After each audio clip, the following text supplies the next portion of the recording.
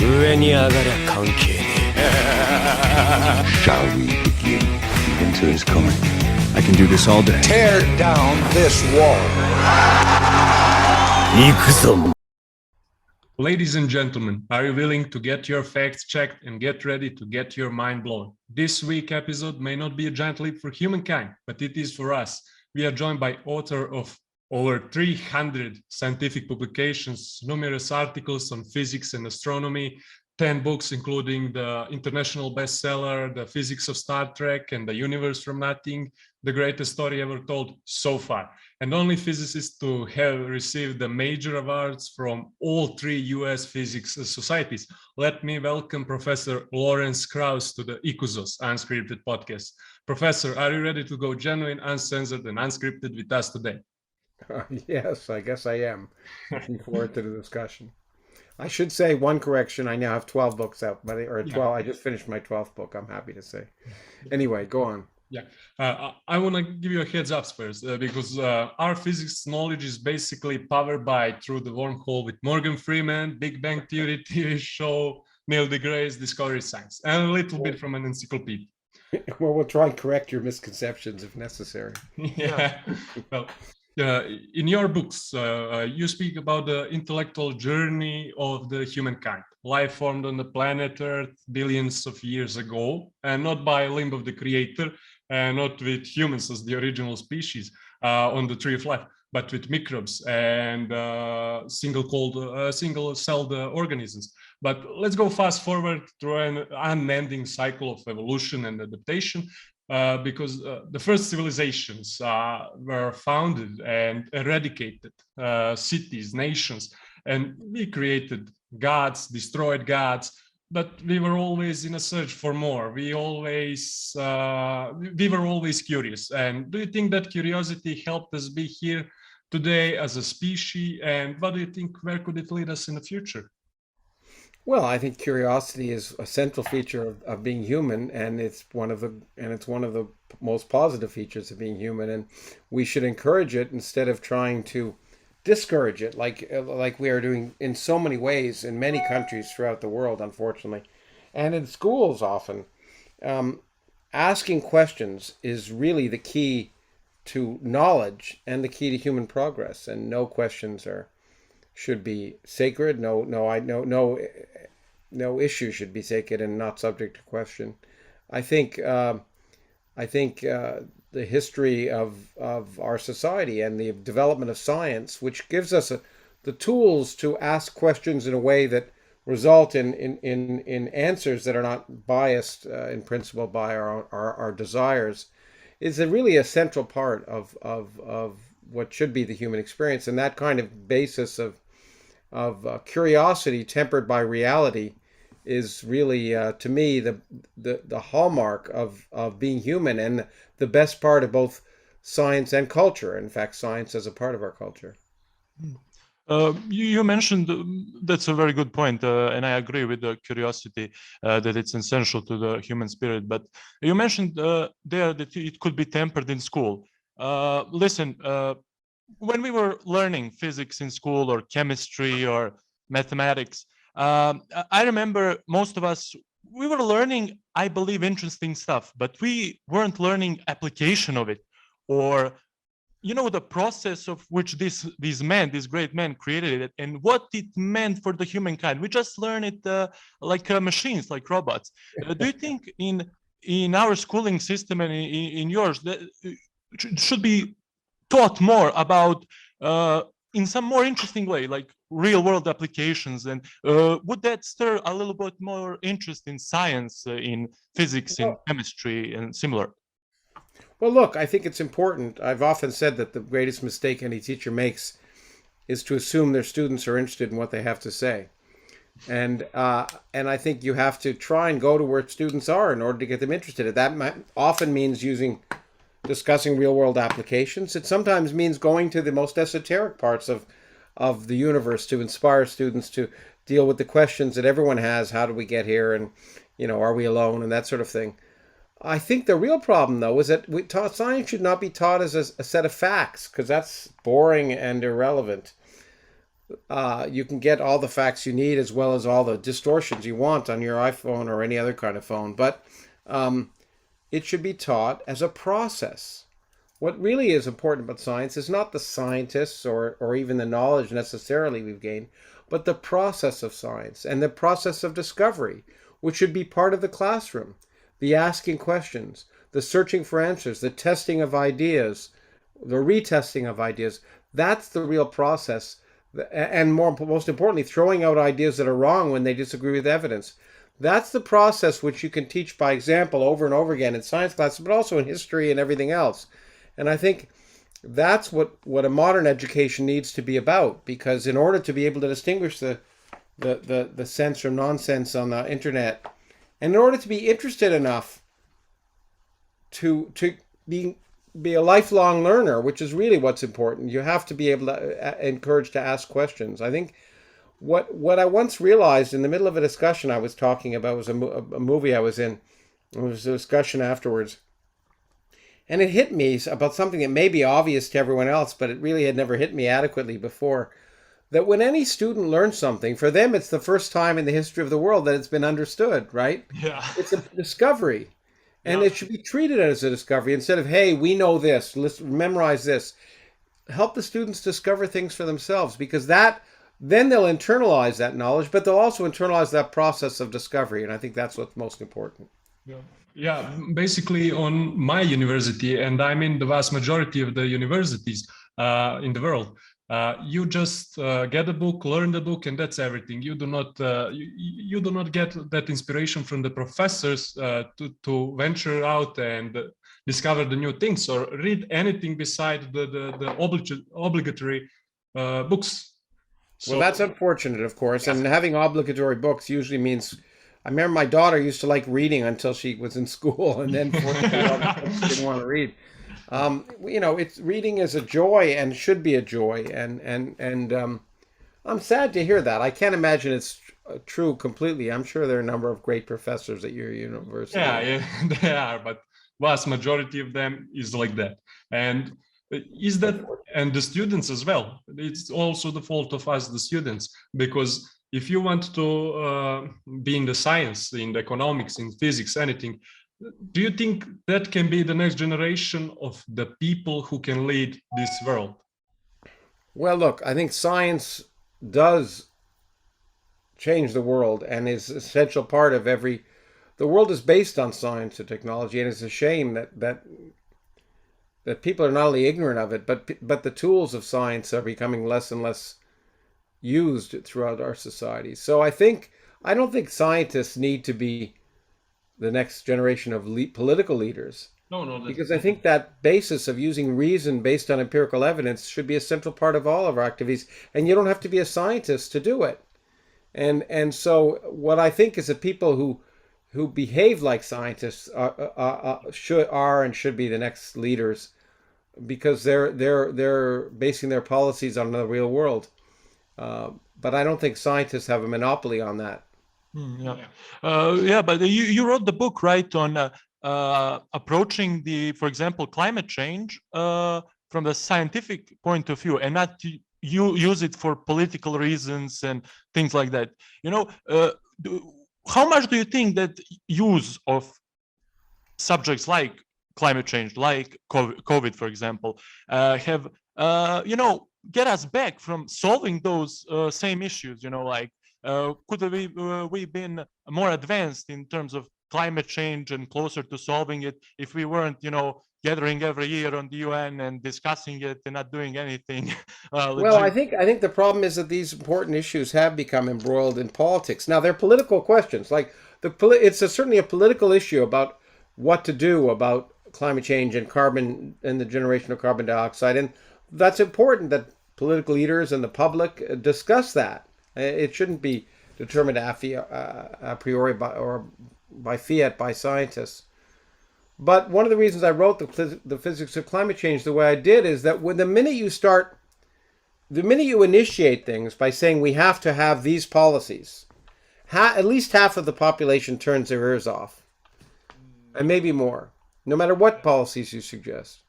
And so the American politician Daniel Patrick Moynihan once said, everyone's entitled to their own opinions, but not their own facts. So I think it's really important at the very basis, before one has the political arguments, that we all agree on the understanding of the facts and the underlying processes.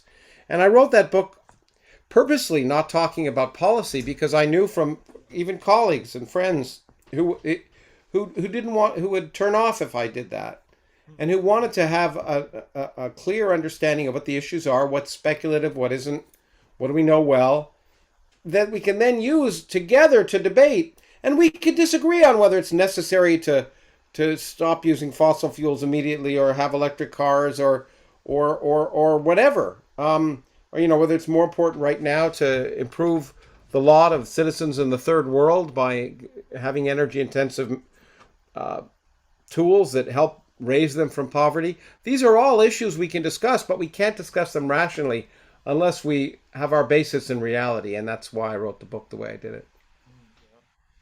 Well, listen, you as well, one of the subjects that you were very active about was religion, and how religion, worked through history and everything. And me and Peter, we are both atheists as well. Listen, I was always wondering, because I had discussions with people who are religious, for example, and my feeling, and I don't know if you get this or this is just me, I got a feeling that people who are religious, they usually look for order. They can't grasp the chaos of this whole place, so to speak. They're like looking for some, unnatural being to, guide them and to simplify things for them. Is that? I think it's simplistic to lump all religious people in a simple kind of framework, right, as you have.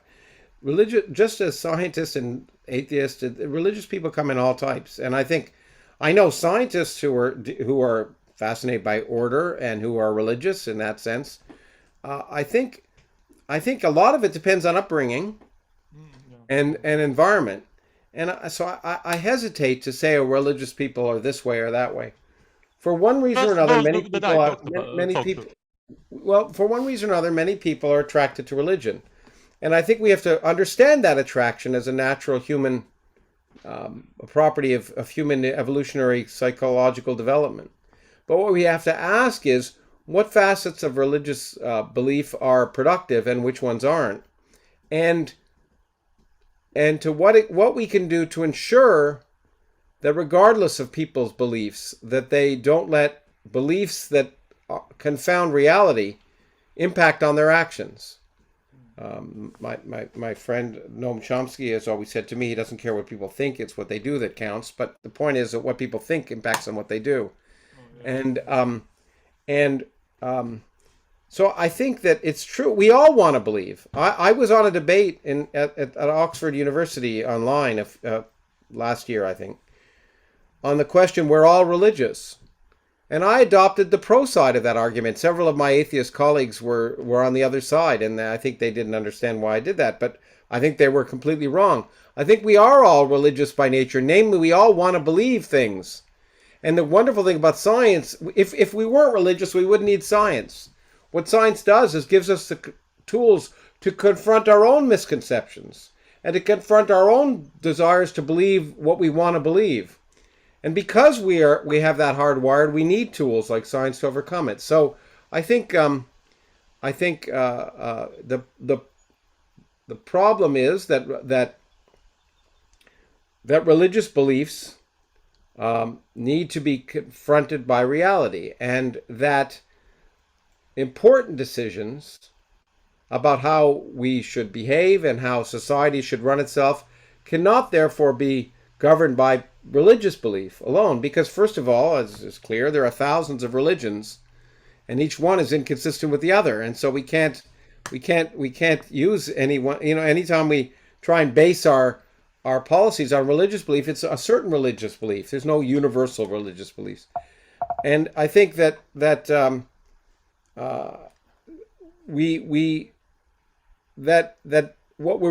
the real problem is dogmatism and ignorance. As I say, there are people who are, want to believe in God, and if they want to believe in God, that's fine. The question is does that get in the way of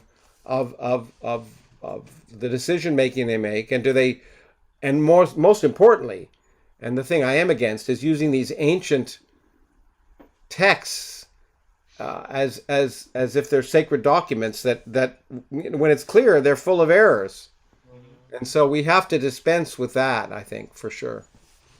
Yeah, well, we have the funny situation here in Montenegro. I don't know if you know where Montenegro is. It's in Mediterranean, in the Europe, but Yeah. we were the ex-communism, ex-communist country, and the brother snitched on brother to the marshal, and we were mostly atheists in nature. But a couple of years ago, there were the elections for the government, and the church involved so much in the politics, and we have become some kind of the Orthodox Jamahiria in the meantime. So Well, it's not unusual. It's happened in a lot of places, including in Russia. I mean, and that's the part of the problem of legislating what people can and cannot do. When one of the problems with the communist regimes is they made they basically outlawed religion. And I think anytime you outlaw something, the minute it's no longer outlawed, it flourishes. And I don't think you can legislate what people think or what they believe or what they say. I think that's an error. I think you have to argue against it on the basis of rationality. And I think it is a real problem. You're right, in several past communist regimes that are now being, where religious authorities are either using the new freedom to impose religion, or leaders are using religious authority to try and argue in favor of their policies, and it's a dangerous route, in my opinion. Yeah, it's just...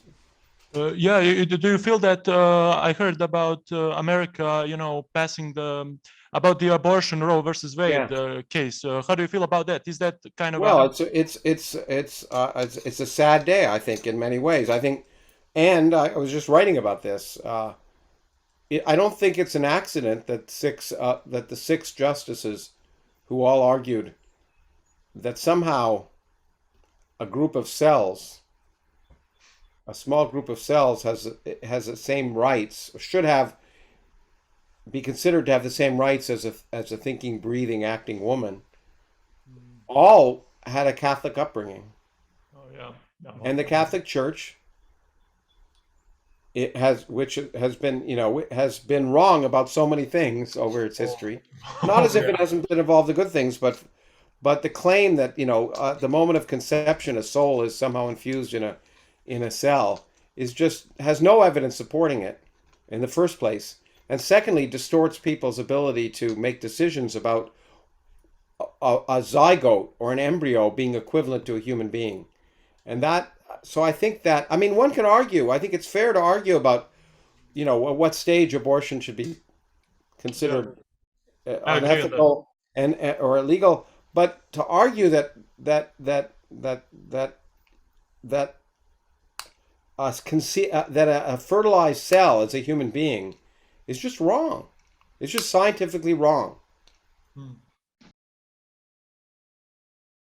Well, we are short of time. I would like to discuss this for the whole episode, but let's return to the scientific themes.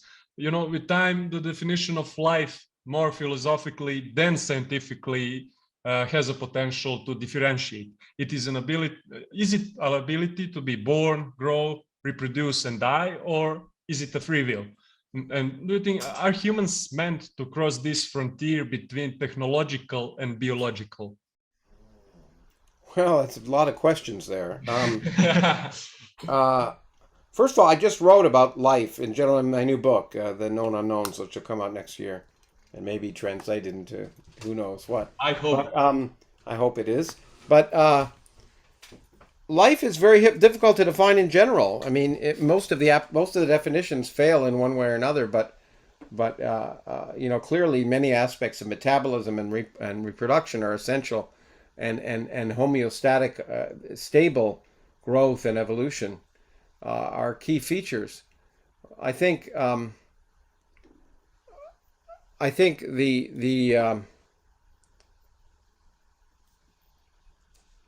what is true is that humans, for one reason or another, have a consciousness, another subject I talk about in the book.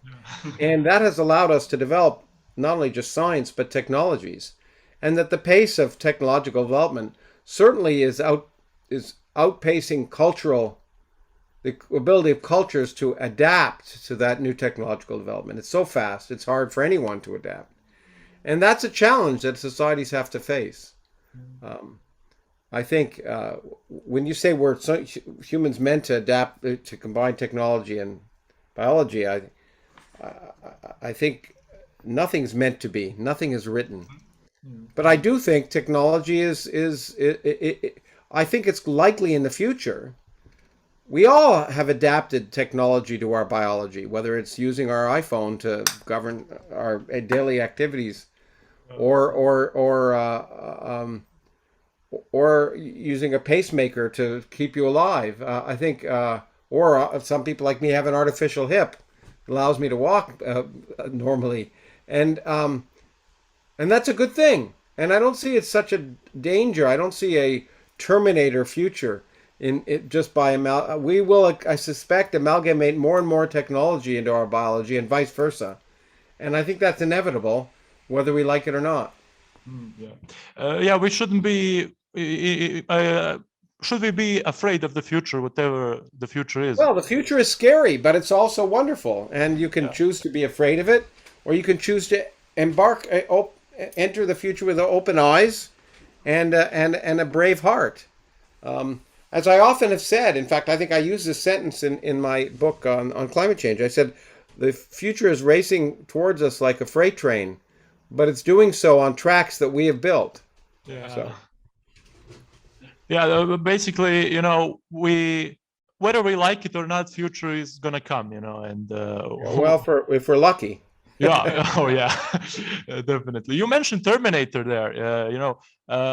Fan question. What are your favorite sci-fi works? Do you have movies or maybe Arthur C. Clarke books? I don't have. I've very few favorites in life. I like lots of things, and I like them, and I think of them as being good. But it's apples and oranges. I like science fiction books. I used to like them a lot. I read them when I was younger. I don't read them so much anymore because I find science more interesting. I used to, and people like Isaac Asimov and John Wyndham was a writer before you were born who wrote a lot of science fiction I liked. But I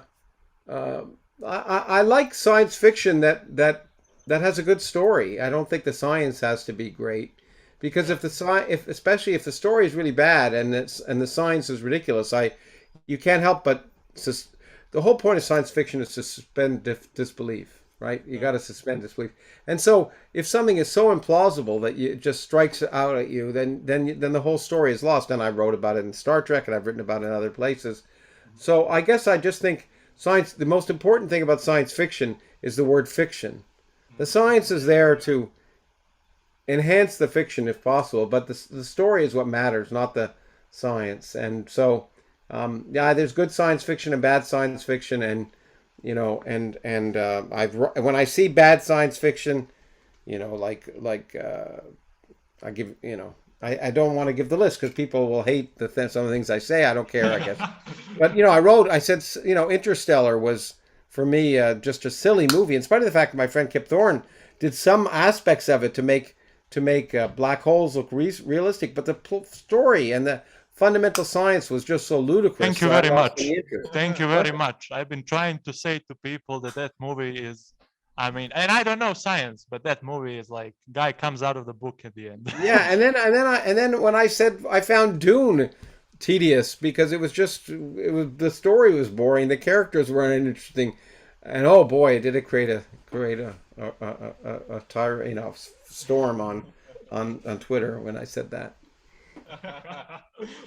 Well, you know how the Neil deGrasse man, when he started analyzing the movies, fans just went raging, Yeah, I think, and I know he suffers repercussions, but I think he's following a tradition that I think it's fair to say I established with the physics of Star Trek. Yeah. And I think people have since then have just continued that tradition. So I view that repetition is a form of flattery, I guess. Yeah. Let me ask you this question then. What is the variation of time travel in the movies that you love the most? Is it? I think time travel is really one of my. If you've read my stuff, you realize it's one of my favorite subjects in movies because it always produces paradoxes, and I think those paradoxes are fascinating. I mean, my favorite episodes of Star Trek all involve time travel, but they all involve. What's really hysterical is that somehow we can't dissociate. The past and present and future are different, and we really don't know whether how they're intertwined in a sense in reality, because we don't know if time travel is possible.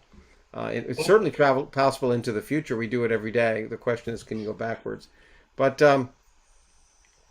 always amazes me that when you see an episode where someone goes back in time and changes something, suddenly something changes as if it hadn't always been that way, because if you've gone back in time, and so there's always those paradoxes. And I think, but I love even the original book, The Time Machine by H.G. Wells. I really found that provocative and fascinating. But the real problem with time machines, by the way, which I think I mentioned somewhere, is that they're also space machines, and that also never seems to get understood.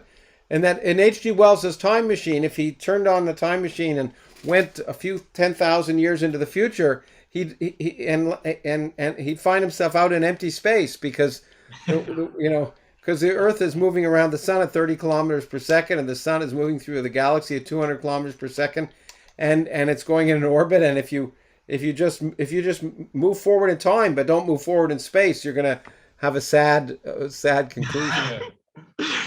You're ruining it for us. Sorry. That's why look, the point is, I don't want to ruin it. It's fun, but it's okay. I still like it. But just as long as the story's compelling enough to keep you going and forgetting about all the stuff that doesn't work, then it's fun. And that's what I tried in the physics Star Trek. It was very, very hard. I knew I didn't want to write a book saying this won't work, this won't work. That's no fun for anyone. But I think what I tried to do, and what for me is interesting, is to say when something doesn't work in Star Trek, it's related to something in the real universe that's actually more fascinating. And then I tried to talk about that. Yeah, I feel you there, because I for example, love history. And I always, later in my life right now, I always say, I believe the real history is more fascinating than the historical fiction in some sense. Well, I think so. In general, I love reading history, and my next book will be a history book, I think, in fact. But I like that's why I stopped reading science fiction to the most part, as I found the science much more fascinating to read, and I think the imagination of the universe far exceeds human imagination. So for me, what the real universe surprised us with is beyond anything that any science fiction writer generally can come up with. So then let's talk about reality. Life is made of matter, but what about the dark matter, about which we know so little? And I think you were among the popular articles for Nobel for the dark matter one. And I've been working on dark matter for 40 years in one way or another, part of my scientific career. Absolutely, I'm still involved in an experiment aimed to try and detect dark matter here on Earth,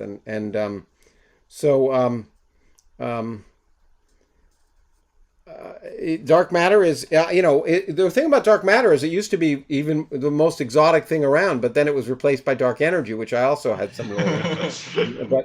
But dark matter, we think, is quite reasonably some new form of elementary particle, and there's nothing that exotic about it, because all of our ideas about the standard model of particle physics suggests that new elementary particles are likely, and many of them have natural characteristics that would make them dark matter.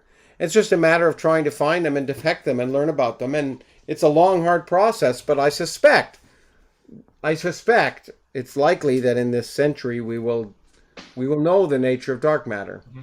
Dark energy, however, is something that we don't understand at all, and I have no expectation that we'll understand it in this century.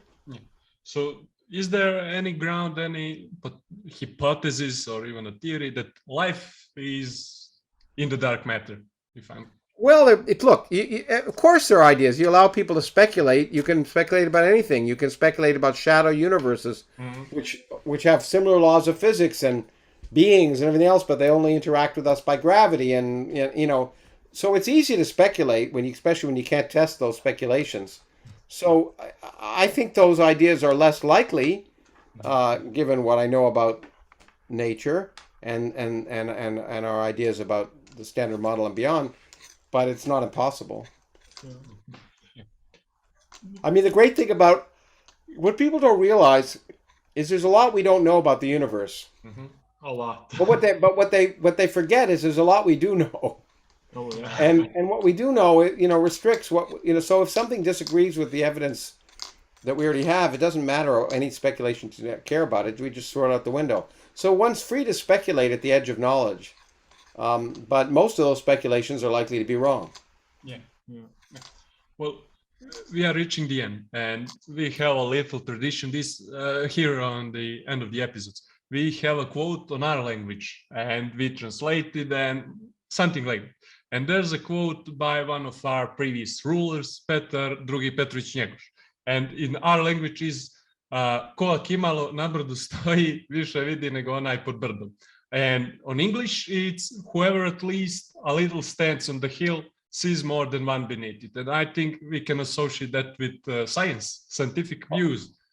Of course, look, I think the whole point is that, and science fiction promulgates this fantasy, but so does the media, that all scientific breakthroughs, that everyone, it's the next Einstein, and that and science proceeds by baby steps, by building on a firm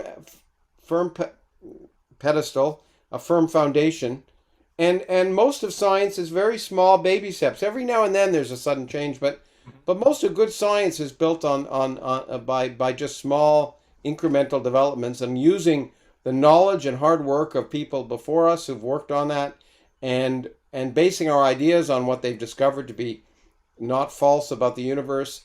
And I think it's important for people to realize that. And that's one of my problems with, say, Star Trek, where, it's presented with a problem in 3 hours, they always come up with a technological solution. In the real world, it's not so easy. Yeah.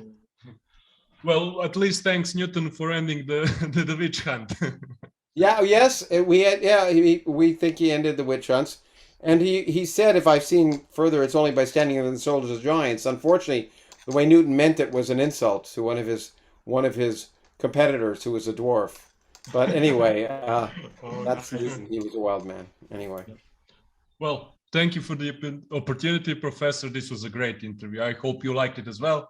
I really enjoyed it. It was really enjoyable. And I'm sorry I don't have more time today to continue it, but hopefully we can do something in the future. Yeah, well, our doors will remain open for you anytime. Okay, thank you. And let me know when it's made public, and I'll be happy to let people know. Of course. Find it. Thank you for this. Sure. Take care. Bye-bye. 行くぞ。